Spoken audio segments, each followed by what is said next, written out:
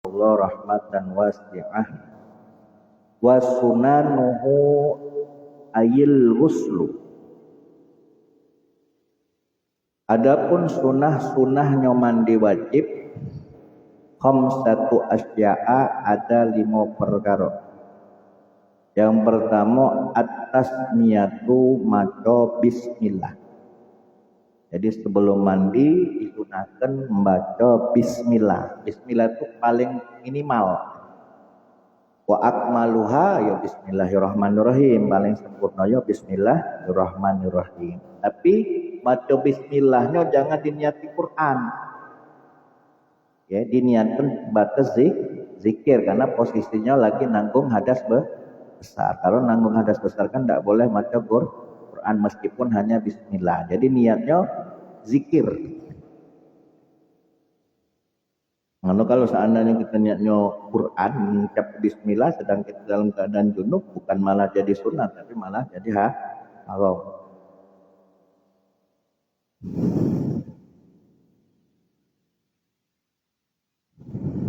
Man kalau mandinya di kamar mandi yo cukup dalam hati baik, jangan diucap. Wal wudu'i, dan berwudu. Wudu sebelum mandi wajib juga hukumnya sunnah, bukan wajib ya, hukumnya sunnah. Kamilan secara sempurna, qoblahu, sebelum kita nak mandi wajib. Wayanwi, dan hendaknya berniat bihi, dengan wudu tadi, al-mughtasilu, yang mandi wajib berniat ya, dengan wudunya itu sunnatal ghusli, niatnya sunnah mandi. Jadi nawaitul ghuslah li sunnatil ghusli, sengaja aku niat wudu karena sunnahnya mandi. In tajarota, jika kosong jinabatnya anil hadasil asghar, dari hadas kecil. Maksudnya kalau dia berjinabat tapi dia masih punya wudu, maka niatnya ketika dia wudu tadi nawaitul wudu'a li sunnatil ghusli, sengaja aku niat mandi karena sengaja aku niat berwudu karena sunnahnya mandi. Nama mana itu, Ustaz? Mak mana itu? Jinabat tapi tidak punya hadas kecil. Yang mana itu kemarin? Contohnya, kamu junub tapi posisinya tidak nanggung hadas kecil. Yang mana itu?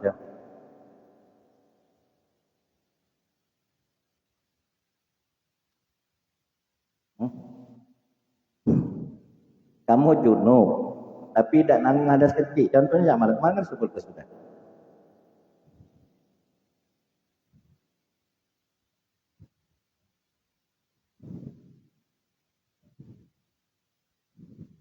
Fadil, contohnya Fadil misalnya. Habis mengkel, capek nian, tidur, duduk meng. Tidak habis sholat ini misalnya, habis sholat zuhur kan, itu.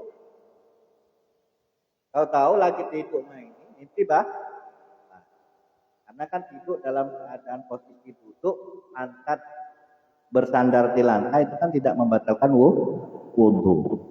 Jadi habis sholat zuhur, posisi dia masih punya wudu, tidur. Tahu-tahu di dalam tidur, jadi mimpi basah. Ya, ketemu Anita misalnya dalam mimpinya ini tadi kan, tahu mimpi basah. Nah itu kalau seandainya junubnya tanpa ada hadas kecil, maka niat wudunya sengaja aku niat wudu karena kesunahan mandi.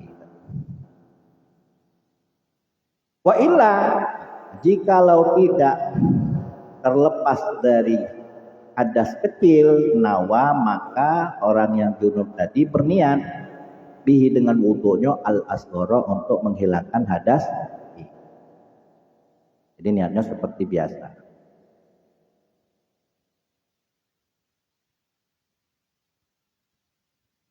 Terus Ustaz, habis mandi wajib tak mana? Masih wajib wudu tak? Kita habis mandi wajib. Di awal kita sudah wudu. Terus setelah mandi wajib masih wajib wudu tak?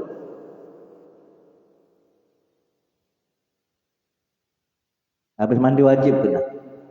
Masih wajib wudu tak? Pokoknya selama mandi kok tidak melakukan hal-hal yang membatalkan wudu, maka setelah mandi tidak wajib lagi untuk berwudu. Tapi kalau seandainya semasa mandi masih nak ngencing lagi, misalkan masih nak lagi misalkan. Nah, jadi setelah mandi wajib wudu.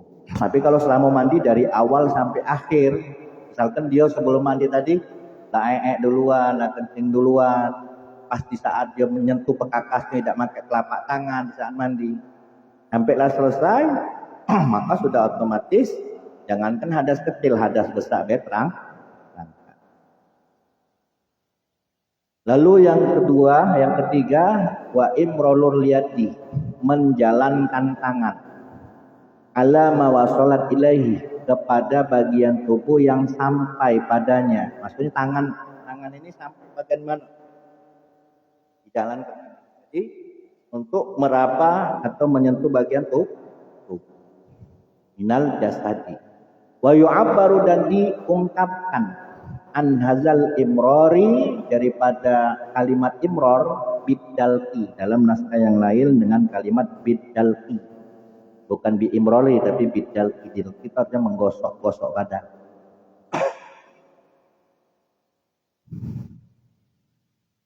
Ini sunnah ya. Kalau wajibnya apa kemarin? Wajibnya mandi, niat, terus meratakan air ke seluruh tubuh. Terus yang keempat wal mualah. Mualah itu berkesinambungan. Itu juga sunnah, tidak wajib. Contoh, Ridwan liburan sama keluarganya, sama bininya, terus sama dulur-dulurnya, ngineplah di homestay. Nginep di homestay. Tengah dalu begawi. Tengah dalu begawi. Otomatis junub malam itu.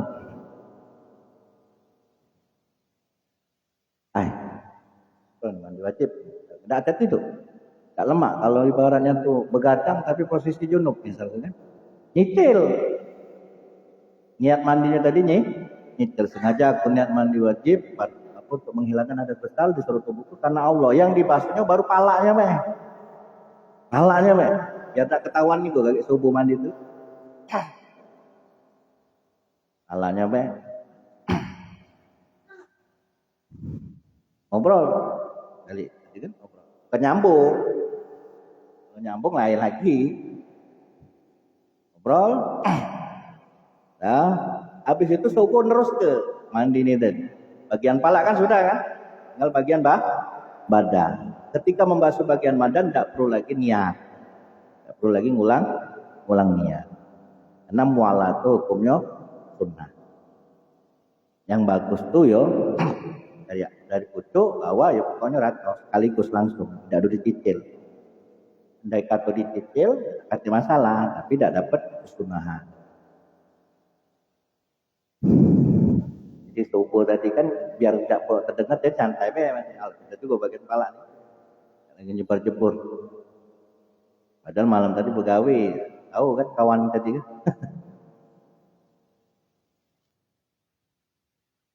Tapi kalau seandainya sudah mandi wajib tadi baru separuh terus nyambung lagi ya, belum dikatakan mandi wajib. Ulang lagi. Jadi istilahnya kalau nak nyicil tuh yang kelanjutan keduanya tuh tidak perlu lagi niat. Namun cak wuduk juga mah itulah mualah itu juga hukumnya sunnah. Habis masuk tangan, tahu-tahu keran mati dak kasih banyu lagi kan. Cuma banyu ngandal ke banyu dari ledeng itulah. Tahu-tahu jam kemudian bayu muncul, tinggal nama bayi deh. Harus ngurang dari awal. Wasabaqo, dan telah terdahulu makna daripada mualah fil wudu'i dalam bab wudu. Lalu yang selanjutnya wataqdimul yumna, mendahulukan anggota bagian kanan min syaqqaihi, dari kedua sisi tubuhnya, alal lusra, daripada anggota sebelah kiri. Jika niat mandi wajib bulan dari pucuk dulu, begitu banyu muncul baru niat dalam hati, sengaja aku niat mandi untuk menghilangkan dosa, suatu buku ya junub karena Allah. Habis itu baru bagian kanan baru bagian kiri. Wabakia, dan masih tersisa lagi min sunanil ghusli, daripada sunnah-sunnahnya mandi, umurun, beberapa perkara mazkuratun yang telah disebutkan fil mabsutati, di dalam kitab-kitab yang panjang lebar penjelasannya, minha, di antara umum. Jadi masih banyak lagi sunnah-sunnah daripada mandi. Di sini cuma disebutkan ada 5 di Fathul Qorib. Minha, di antara umur tadi, di antara sunnah-sunnahnya itu ataslis, meniga kalikan basuha. Andai kata sekali basuh, rato seluruh tubuh ya sah. 3 kali hukumnya sunnah. Kalau berlebihan menggunakan air, hukumnya makruh. Bisa jadi haram, contohnya kayak mana? Banyu wakaf. Banyu wakaf itu mandinya berlebihan, mandi wajibnya berlebihan. Tebak itu misalnya, tebak yang banyak itu dihabiskan untuk mandi wajib. Wa takhlilu sya'ri, menyela-nyelai rambut. Selain mandi wajib juga ada mandi-mandi yang disunahkan. Pasal wal igtisalatu, mandi-mandi al-masnunatu yang disunahkan. Sab'ata asyara, ada 17 uslan mandi. Jadi mandi yang disunahkan ada 17 kalau disebutkan di dalam kitab Fathul Qorib. Yang pertama ghuslul jum'ah. Ghuslul jum'ati, mandi Jumat. Sunnahnya bagi siapa? Li hadiriha, bagi orang yang hendak menghadiri sholat Jumat. Jadi kalau semisal kita sibuk begawi, tak kata niat nak ngerjakan sholat Jumat misal, terus mandi tapi diniatkan untuk hadir sholat Jumat, maka ya mandinya tidak dihukumi sunnah. Yang sunnah itu hanya bagi mereka yang mau menghadiri sholat Jumat. Yakni cak mana? Nawaitul ghuslah li huduri sholatil Jum'ah sunnatan lillah ta'ala. Sengaja aku niat mandi untuk menghadiri sholat Jumat, sunnah karena Allah. Waktunya, wa waqtuhu, adapun waktu dimulainya mandi itu minal fajri shodiq, mulai dari waktu subuh. Kalau seandainya kita mandinya malam Jumat, ya belum dikatakan mandi sunnah Jumat. Awalnya itu mulai dari masuknya waktu subuh. Yang paling afdol kita mandi sunnah Jumat itu ketika hendak berangkat. Misalkan kita nak berangkat ke masjid jam 11, nah dari jam 11 kita mandi. Tapi kalau semisal kita sibuk begawi dan tidak mungkin lagi balik ke rumah, maka sebelum berangkat begawi sudah mandi, dinyatakan mandi Jumat. Wa ghuslul idaini, lalu yang kedua mandi 2 hari raya, Ail Fitri wal Adha, yaitu mandi karena hendak menghadiri sholat Idul Fitri dan Idul Adha. Nawaitul ghuslah li huduri sholat Idul Fitri li huduri sholat Idul Adha sunnatan lillahi ta'ala.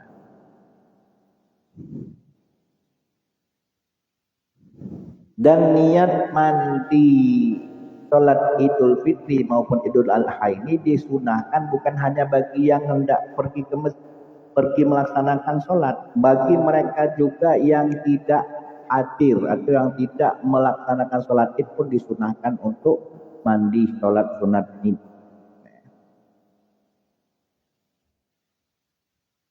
Nah, dia masih kecil, tak dia lah tua, sunah hukumnya. Nah, dia hadir dan tidak hadir tetap disunahkan mandi. Beda kalau sholat Jumat. Kalau sholat Jumat hanya dikhususkan bagi mereka yang hadir saja. Wa yadkhulu waqtu hadzal wusli, dan masuknya waktu sunnahnya mandi sholat Id itu binisbil laili, setelah separuh malam. Setelah separuh malam, berarti sekitar jam 12 malam. Nah, itu sudah dianjurkan untuk mandi. Yang paling afdal ya ketika nak berangkat. Lalu yang ketiga, wal istisqa, mandi karena hendak sholat meminta hujan. Waktunya kapan? Ya waktunya ketika hendak sholat mulainya. Misalkan RT ngumumkan kaget kita jam 8 siang nak ngadakan sholat istisqa. Misalkan sudah 6 bulan tidak hujan-hujan. Akhirnya ngubungi para ulama ngongkon, kita kaget mulai jam 8 be. Jadi info ke sama warganya. Berarti kita sekitar jam setengah 8 baru mandi. Atau seandainya tidak nak berjamaah, dewean bae salat istisqa ni tadi, karena nak kata imbauan dari pemerintah salat dewek bae. Kalau bae manjur salat aku ni tadi kan. Nah, ketika nak salat mandi dulu. Hukumnya sunnah. Ai talabus suqya, salat meminta hujan minallahi dari Allah taala. Wal khusufi, lalu kemudian salat karena gerhana lil qamari, bulan. Wal kusufi, dan salat karena gerhana lisyamsi, matahari. Kalau khusuf pakai tok itu berarti gerhana bulan. Kalau kusuf pakai kaf itu berarti gerhana matahari.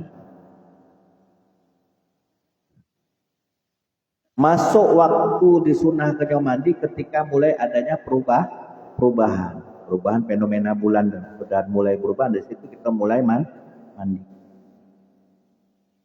Batas akhirnya ketika gerhana sudah tidak katil lagi, sudah kembali normal. Lalu yang selanjutnya wal wuslu, mandi min adli ghuslil maiti, dikarenakan setelah memandikan mayit. Nah, ini khususnya bagi Bilal. Para Bilal habis mandi ke mayit disunahkan juga mandi lagi. Kata Rasulullah, man ghassala mayitan falyaghtasil, barang siapa yang habis memandikan mayit hendaklah dia mandi. Wa man hamalahu falyatawadda, barang siapa yang habis memikul mayit maka hendaklah setelah itu dia berwudu. Kalau kita wong tua kita dulu kan, kalau habis ngiring jenazah apa? Kalau tidak galak wudu ya berau, jadilah, atau cuci tangan di kaki jadilah. Bahasanya itu biar tidak apa? Tawar. Padahal memang ya ada anjurannya. Anjurannya setelah itu wudu, tapi bagi yang setelah memandikan mayit disunahkan mandi.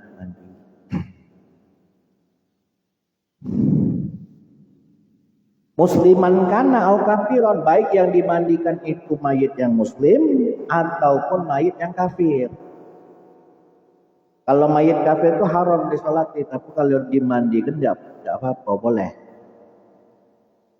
Kalau dulurnya kafir, tidak muslim, itu haram nyolatinya. Tapi kalau nak mandi kan diatui.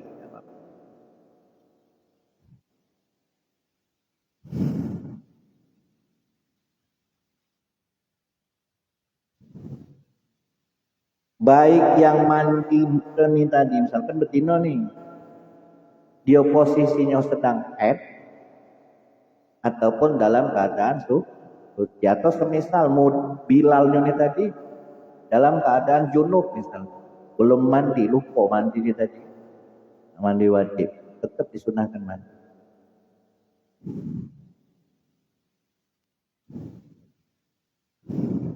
Jadi yang mandi ke mayit tetap disunahkan untuk mandi.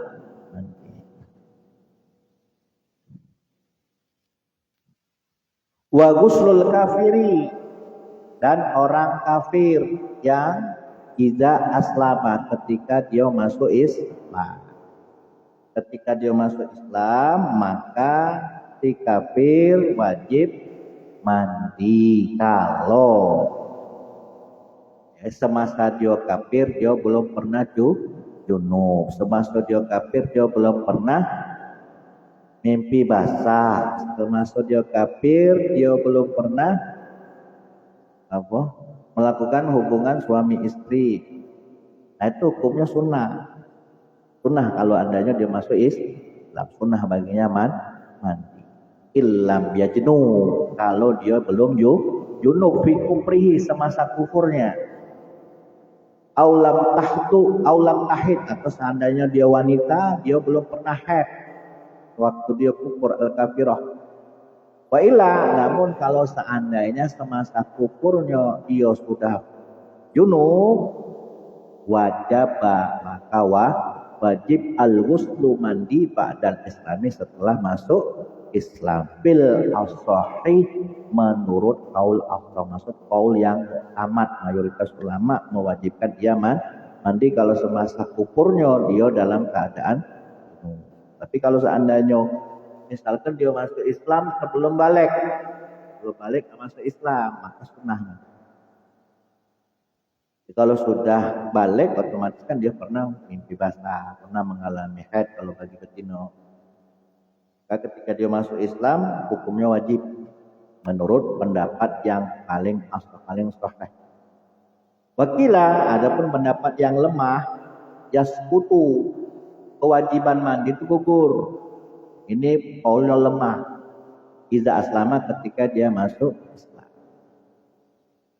Lalu yang selanjutnya wal majnuni, orang gila, wal mughma alaih, orang yang ayanan, iza apako, ketika keduanya kembali sehat.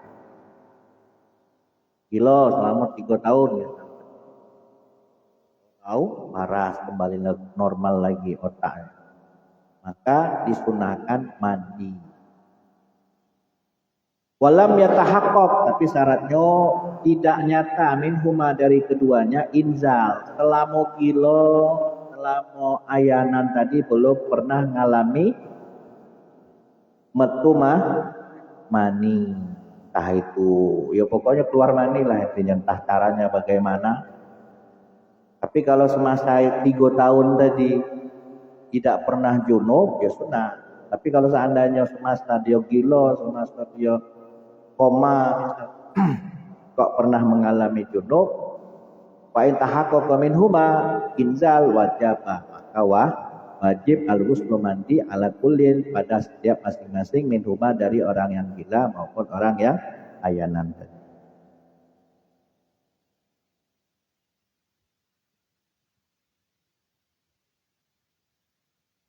Lalu yang selanjutnya wal ghuslu inda iradatil ihram, mandi ketika hendak ihram, baik itu ihram haji maupun ihram umroh. Bagi wong yang hendak ihram dianjurkan untuk mandi. Kapan mulainya ya? Ketika dia hendak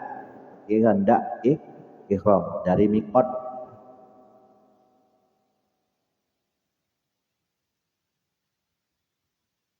Wala farqa, dan tidak ada perbedaan baina hazal ghusli, pada mandinya ini, baina balighin wa ghairihi, antara yang sudah balik maupun yang belum balik. Sunnah.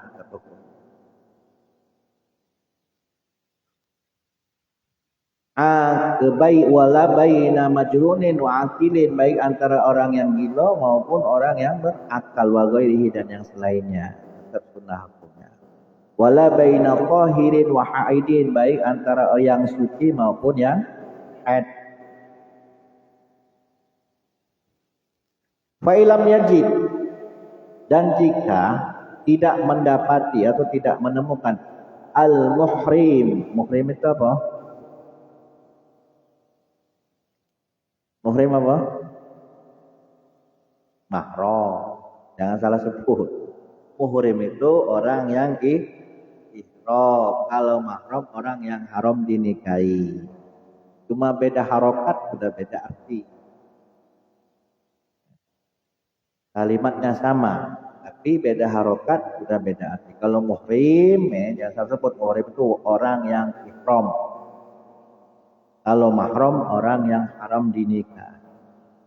bukan mahram. Dia ngomong bukan muhrim.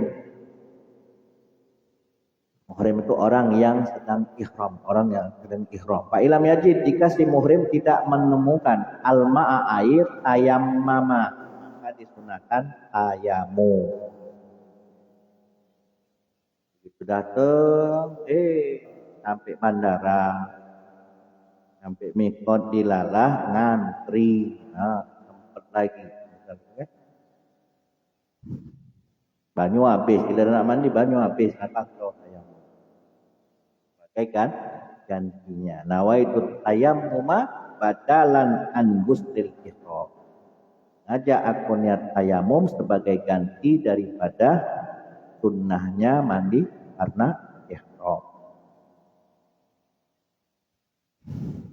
Kenapa? Hendak beribadah, namanya hendak menghadap Allah. Harus dalam keadaan bersih.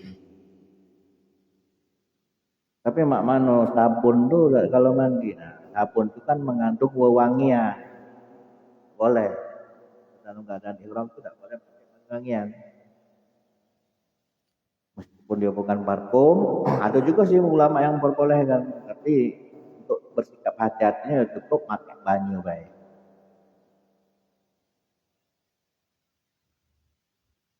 Yang betina ini tadi misalkan kan, debu itu kan kotor, kan banyu tidak ganti. Mana kalau pakai bedak baik?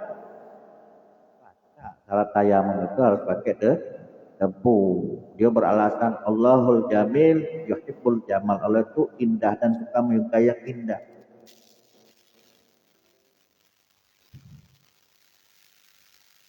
Kalau nak pakai debu, pakai ukur. Jadi berijtihad sendiri. Tidak baca.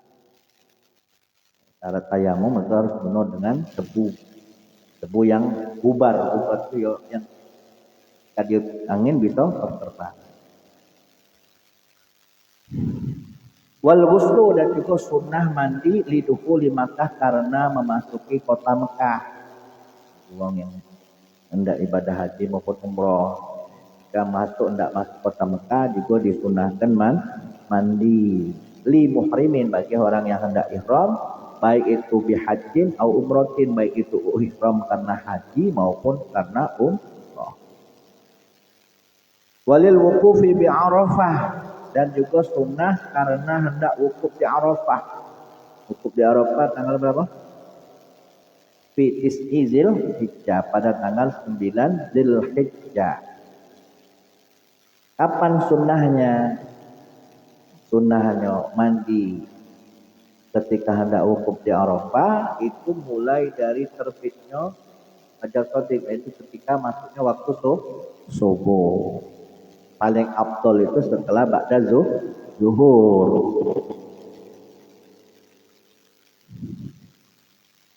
Walil mabiti, setelah wukuf kan baru kemudian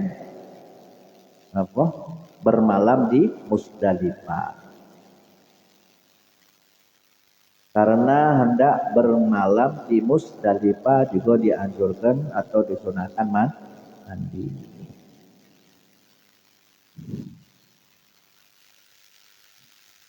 Wali romil jimari salasi, mandi dikarenakan hendak melempar jumroh yang 3, jumrohul aqabah, jumrohul ula, aqabah, usta aqabah. Fi ayamit tasyriki, di hari-hari tasyrik as-salasi yang 3. Wayal tasdilu, maka orang yang haji tadi atau umrah tadi disunahkan mandi lilomri karena hendak melempar kulla yaumin, di masing-masing hari, minha dari ayyamin tasyrik, ghuslan, setiap harinya masing-masing 1 kali mandi. Amma ramyu jumratul aqabah fi yaumin nahri, adapun melempar jumrah aqabah di hari raya tanggal 10, wala yughtasalu lahu, maka tidak disunahkan mandi. Karena padatnya jamaah dan juga saking sibuknya dengan urusan rangkaian ibadah haji. Liqurbi zamanihi, dan juga karena sangat dekatnya waktu waktu melempar jumroh min ghuslil wuqufi, dari mandi setelah wukuf di Arafah. Lalu yang terakhir wal wuslu lit-tawafi, mandi dikarenakan tawaf as-sadiqi. Tawaf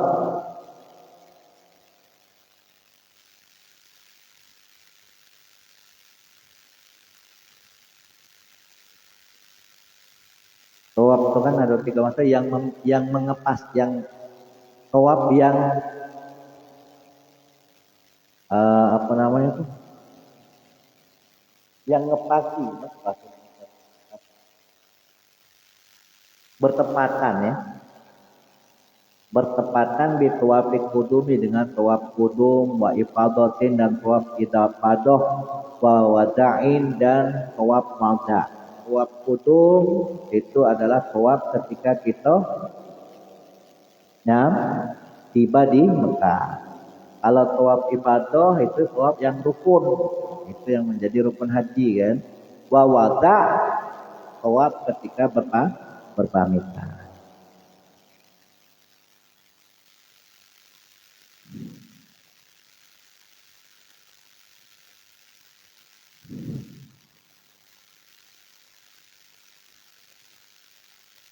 Wabagiyatul aghsali, dan juga masih banyak sisa-sisa saat mandi al-mas'unati yang disunahkan.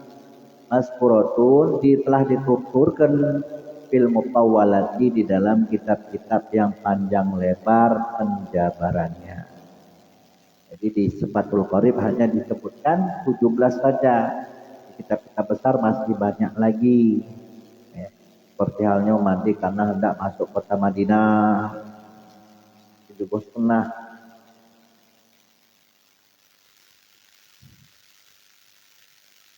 Jadi di sini yang disebutkan 17, hanya 17 saja. Faslun wa mas'u 'alal khuffaini wallahu a'lam.